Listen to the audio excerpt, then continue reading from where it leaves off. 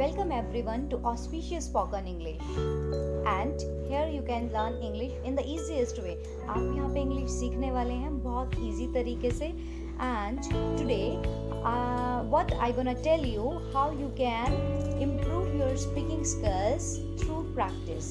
अब practice जो है वो हमारी इंग्लिश स्पीकिंग के लिए बहुत ज़्यादा ज़रूरी है. इवन किसी भी चीज़ के लिए practice makes a person perfect, right? This thought you must have heard a lot. तो अभी इसको हम प्रैक्टिकल यूज़ में लाते हैं. देखो, प्रैक्टिस से क्या होगा, इम्प्रूव होगी आपकी इंग्लिश स्पीकिंग स्किल्स कम्प्लीटली. तो अभी इसको हमने कैसे कैसे यूज़ करना है. प्रैक्टिस करने के लिए आपको करना है read as much as possible. आपसे जितना ज़्यादा पढ़ा जाए उतना ज़्यादा पढ़ो. रीड रीड रीड मतलब आप जितना रीड करोगे उतना ज़्यादा आप अच्छा सीख पाओगे और बोल पाओगे. Next is practice English speaking. और जितना ज़्यादा बोलोगे उतना ज़्यादा और आपकी गलतियाँ सुधरेंगी. और आपको प्रैक्टिस जब होगी बोलने की तो आपके अंदर से हेजिटेशन ख़त्म होती चली जाएगी. Next is read English articles. उसके बाद आपके सामने क्या है कि आप इंग्लिश आर्टिकल्स को पढ़ो. जितना ज़्यादा आपसे इंग्लिश आर्टिकल्स पढ़े जाएं, read English articles more and more. English articles पढ़ने के देखो बहुत सारे बेनिफिट है. वन थिंग इज़ आपको इंग्लिश से आप हैबिचुअल हो जाते हो, फेमिलियर हो जाते हो. एक लैंग्वेज है उससे आप फेमिलियर हो जाते हो. दूसरी बात क्या होगी, आप की जो फ्लुएंसी होगी वो अच्छी होगी. प्रोनाउंसिएशन इम्प्रूव होगी. प्रोनाउंसिएशन इम्प्रूव करने के लिए आपका रीड अलाउड मेथड ज़्यादा काम आने वाला है. रीड अलाउड का मतलब क्या है, जैसे कि आप किसी से बात करते हो वैसे बोलो. अकेले बैठे हो आप और कोई आर्टिकल पढ़ रहे हो, you are alone in a room and you are having article, just an article in your hand.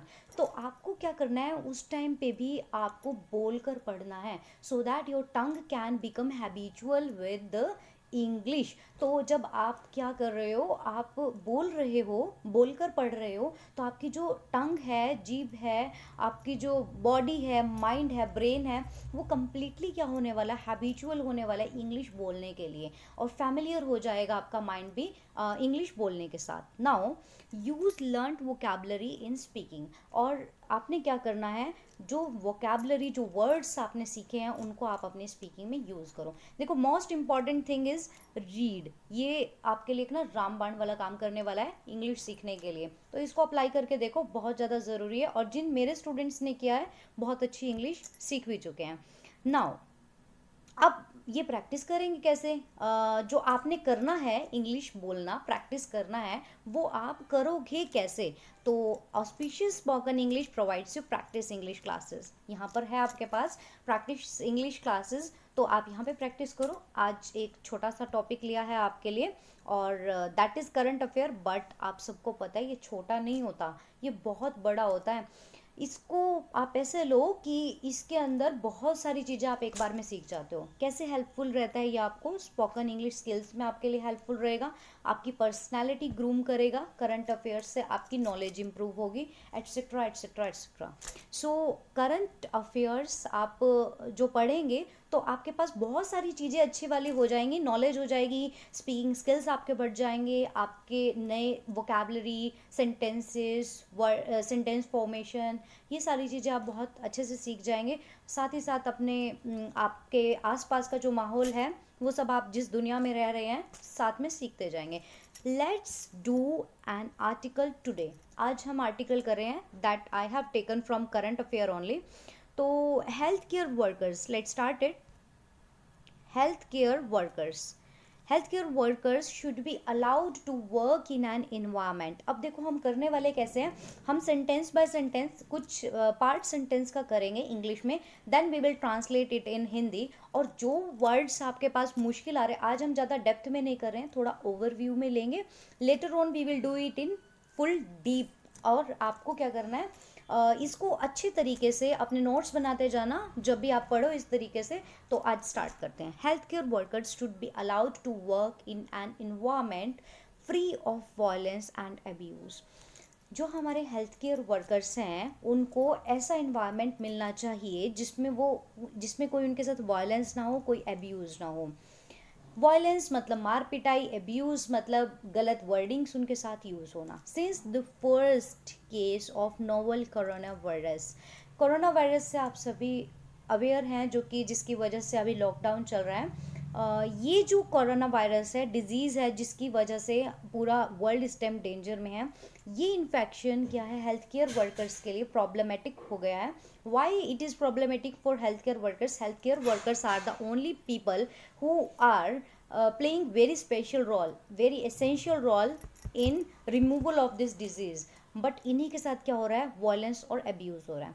तो अब क्या है, अब जो डिमांड आ रही है वो आ रही है कि हेल्थ केयर वर्कर्स को प्रॉपर ऐसा इन्वायरमेंट मिलना चाहिए जिसमें कोई वायलेंस या अब्यूज़ ना हो इनके साथ। Since the first case of novel coronavirus infection in India was reported, जब से ये novel corona virus infection India में फर्स्ट पता चला था हमें, रिपोर्ट कब हुआ था वो, इन एंड जनवरी के एंड में फर्स्ट कोरोना वायरस का केस पता लगा था। Many healthcare workers have been subjected to abuse and violence in the line of duty। जब ये लोग क्या कर रहे हैं, अपनी ड्यूटी कर रहे हैं, उस टाइम पे इन लोगों के साथ, हेल्थ केयर वर्कर्स के साथ बहुत क्या हुआ है, अब्यूज़ हुआ है और वायलेंस हुआ है। Most of the attacks have been on health care personnel sent to localities to collect samples. क्या किया गया, हेल्थ केयर वर्कर्स को भेजा गया लोकेलिटीज़ में कि वो सैंपल्स कलेक्ट करके लाए, अपनी ड्यूटी निभाने के लिए वो लोग गए हैं। Most of the attacks have been on healthcare personnel sent to localities to collect samples from people who are suspected to have been infected। देखो, जो लोग हमारे हेल्थ केयर वर्कर्स क्या करने गए, लोकेलिटीज़ में गए, लोकल एरिया में गए सैंपल्स कलेक्ट करने के लिए, जिन लोगों को ये इन्फेक्शन होने का थोड़ा था कि इन लोगों को इन्फेक्शन हो सकता है, तो उन लोगों ने उनको ज़्यादा अटैक किए, उन लोगों ने क्या किया, हेल्थ केयर वर्कर्स पे ज़्यादा अटैक किए।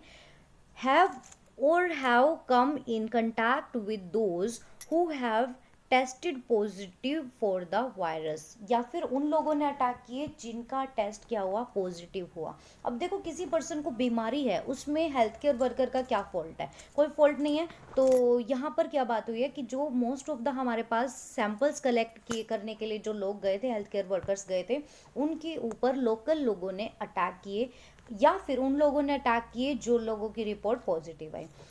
सम doctors returning home from duty, कुछ डॉक्टर्स जो कि अपने घर पर वापस आ रहे थे ड्यूटी से, have been prevented from entering their houses. जो डॉक्टर्स अपनी ड्यूटी से वापस आए हैं, उनको घर में एंटर करने से मना कर दिया गया। एंड इन सम केसेस, और कुछ केसेस में तो क्या हुआ, even asked to vacate their premises, और क्या किया, कहा गया कि यहाँ से अपनी जगह खाली करके चले जाओ, यहाँ पर नहीं रहना। While such acts have been widely condemned, nothing much changed on the ground। अब क्या हुआ, मेनली क्या है, कुछ ज़्यादा चेंज हमने इसमें नहीं देखा, वाइडली देखे तो इसमें ज़्यादा चेंज नहीं हुआ। The dastardly act of a few people in Chennai who not only attacked healthcare, क्या हुआ, जो कि कुछ लोग हैं चेन्नई में जिन्होंने ना सिर्फ अटैक किया हेल्थ केयर वर्कर्स पे, but also prevented a decent burial of a neurosurgeon who died of COVID-19 complications on April 19, shook the nation's conscience। बल्कि उन्होंने क्या किया, उन्होंने पूरे तरीके से जो कि न्यूरोसर्जन्स थे, वर्कर्स थे, उनके क्या किया, ब्यूरल कर दिया। Who died of COVID-19 complications on April 19, जो कि मर ही गए COVID-19 की कॉम्प्लिकेशंस की वजह से, किस डेट पर, April 19। इससे क्या हुआ, पूरे नेशन की कंसाइंस को बहुत ज़्यादा धक्का लगा। दो belated the union cabinets decision to promulgate on an ordinance to amend the Epidemic Diseases Act 1897। अब ये यूनियन कैबिनेट का डिसीजन है कि हमें क्या करना है, इस डिसीज़ को, एपिडेमिक डिजीज़ को, क्या इसके अकॉर्डिंग हमें अमेंडमेंट करना है to make acts of violence against medical personnel a cognizable and non bailable offence. अब क्या बनाया है अमेंडमेंट करके यूनियन कैबिनेट ने कि अगर मेडिकल पर्सनल के अगेंस्ट कुछ भी काम किया गया तो इसको क्या किस में रखा जाएगा, cognizable and non bailable offence में रखा जाएगा। ऐसा अपराध माना जाएगा जिसमें उनको बेल नहीं होने वाली है। And also provide compensation in case of injury और डैमेज और loss to property is thus commentable. तो क्या होने वाला है, ये एक स्ट्रिक्ट लॉ बन गया है जो ऐसा अपराध करेगा उनको क्या है एक स्ट्रिक्ट नॉन बेलेबल ऑफेंस माना जाएगा। साथ ही साथ ऑल्सो प्रोवाइड कंपनसिएशन, और इन मेडिकल वर्कर्स को कंपनसिएशन भी मिलेगा अगर उनको कोई इंजरी, डैमेज या उनकी प्रॉपर्टी का कोई लॉस हो जाता है तो। Now again I'm saying practice English articles as much as possible, read as much as possible and read loudly। आराम से नहीं बोलना है, रीड लाउडली।